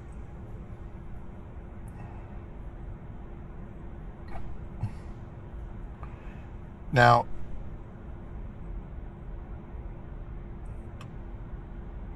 the car cannot prevent any accidents. I mean, it can't prevent every accident. It's driving as safe as it can possibly can. Even I could not. I could be sitting right here and get struck by a meteorite while I'm driving. Very slim chances, but it could happen. It wouldn't matter if I'm driving or the car's driving.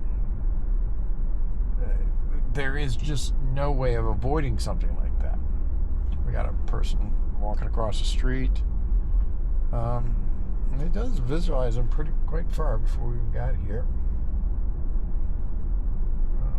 Even though he's wearing all dark clothing. Another person somewhere over there. I didn't see that other person myself. I wasn't looking. I was looking ahead. But yeah, there's always going to be something that's going to happen. You'd be on the interstate, and there'll be traffic up ahead. You're coming to a stop, and on the interstate, and all of a sudden there's a multi-car pileup, and it's behind you, coming towards you. Could the car get out of the way? You may be boxed in. There may not be nothing you can do about it.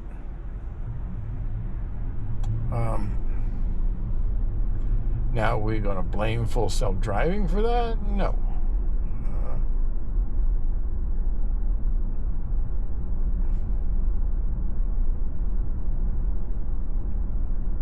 That's just, you will have instances where something will happen. Now, my Model 3, 360,000 miles. This one here already, I'm at 52,561 miles in 4.5 months. No accidents in over 3.5 years. Over 3.5 years, no accidents.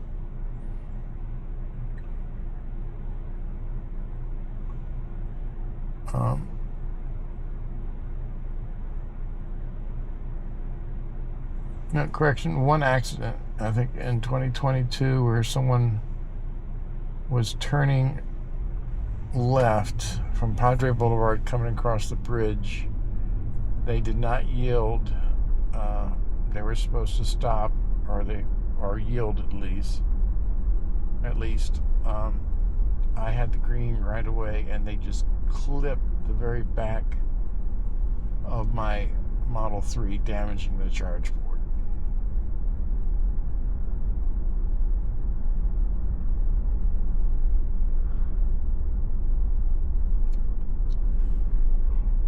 And even then, the car did everything it could do to get out of his way.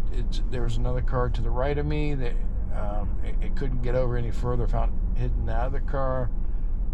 It couldn't accelerate. It couldn't brake, because if it braked, he would hit the passenger and driver door.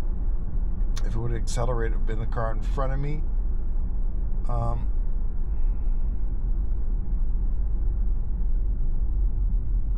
But it did its best to try to avoid him hitting me.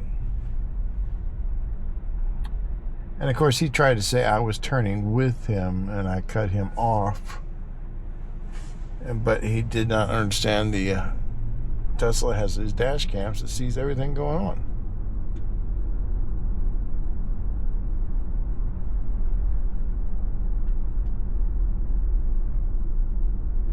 Okay, we have a police car with the lights on up here. How is the car going to handle it? The police car is stopped. I'm in the far left lane, so it should proceed smoothly. And it is slowing down a little bit. It's going a little bit under the speed limit. At Port Isabel. Now, previous 4.1.1 and what have you would be pulling over right about now because it sees the lights behind me. It'll pull over for a few seconds and make sure it's not moving and then continue. This has a better, newer behavior. It handled it just right, and it's stopping for that yellow light, red light. A little bit harder stop, but it knew it was going to turn red by the time it got into the intersection, so it did stop, which was good. Now, if it's being extra cautious because there's a police car sitting back there, I don't know.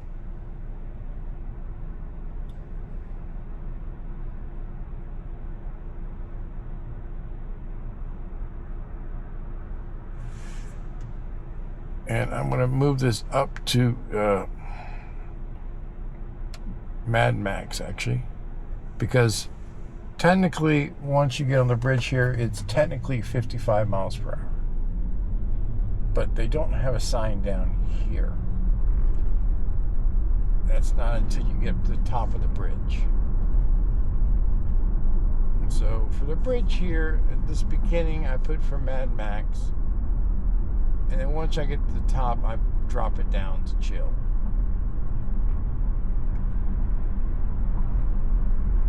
As you can see, he's already going by far faster. And he's not doing a good job staying in his lane either. He's kind of going back and forth. Now, I don't know, he could be another Uber driver for all I know. And he could have seen me and think, oh, I need to go block him.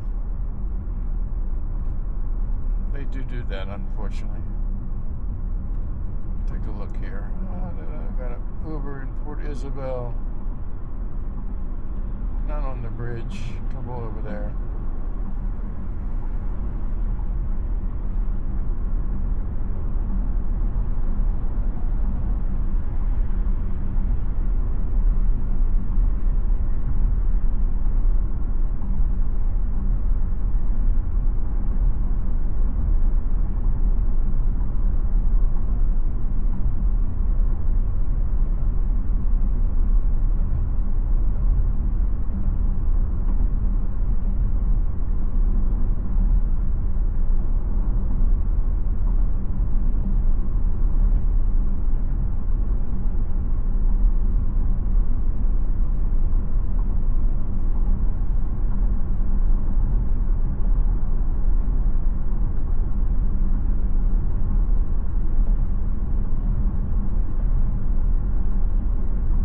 Sapphire Towers. the tallest towers on the island. Condos.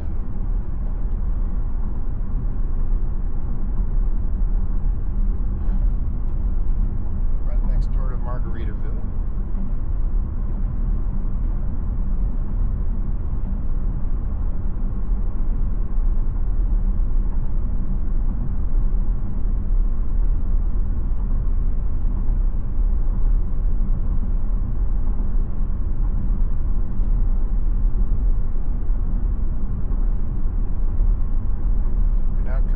To 30, and Chill really needs to, do some good braking to get the speed down to 30. The police on Port Isabel on South Padre Island have not been bad. They're not like Los Fresnos. I've never had any issues in the 5 years I'm here. I know other people who said that they get stopped by the police every week, and I'm like, really?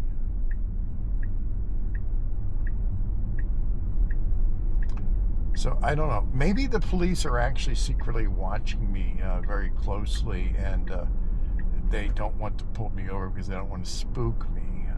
Maybe that's what it is. Speaking of which, we got one sitting right up here. He's in the median, watching traffic.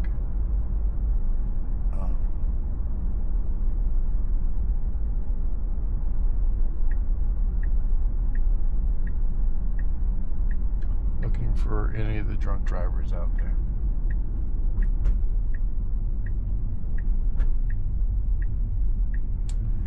Now, 13 was doing great on getting into this route to the hotel. So was 12. On the Model 3, the 12 was doing a great job too. The last version of 14.3.2 wasn't doing too good. This one actually did pretty good. So it looks like that might have improved, but that's just the first time. AI is usually kind of random. You've got to, try it multiple times over and over again. The one fail I did have was going to a business in Kingsville, and for some reason it went into the far end of the shopping center and went and parked in the back in the alley in a parking space. Even though I had the drop pin right where the business was, and there's lots of open parking around there, it did not do it. It just went, I don't know why. So I had to drive around the building myself. It's curbside. I want charger. There we go. So that should have caught it there. Yes, it has. So it's kept going. We got it. And every time I try to get to go to the supercharger, it doesn't go to the supercharger. It goes to the charger every time. Destination chargers. So we left Port Isabel. We left Corpus Christi almost 3 hours ago. So I have not touched the brake, the accelerator, the steering wheel, or anything for almost 3 hours. Nothing. And hold on, let me go plug in real quick.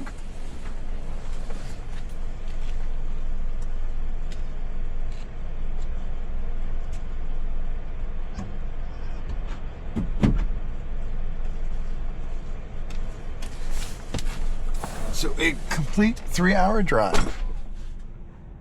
Absolutely zero interventions. I'm going to turn back on the Wi-Fi, which I had off in Corpus Christi. I should have turned on earlier. This way it can start sending all that data, if any. I had no disengagement, so I don't know if it will be sending any data over the Starlink. And yes, youtube.com Mars Embassy. That's my YouTube channel. That's my Starlink at the hotel showing that. Let's see if the driving has updated for the day. Just let's check. Refresh here. We're going to go to safety score. We're going to go daily breakdown. We're going to pull it up. There is my mileage for the day. 530 miles. 529 of that all on full self-driving.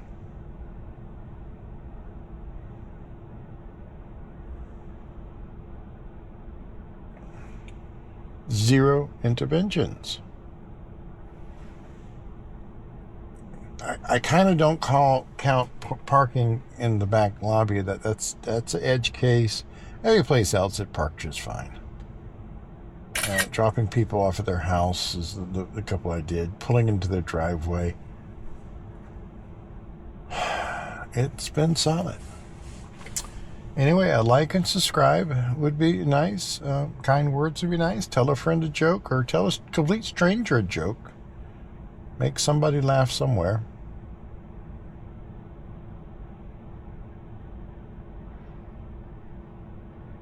And try to make the world a more happy place.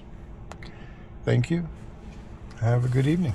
I'm going to go get some sleep, and tomorrow I'm probably going to drive to San Antonio. I don't know. It's so slow around here.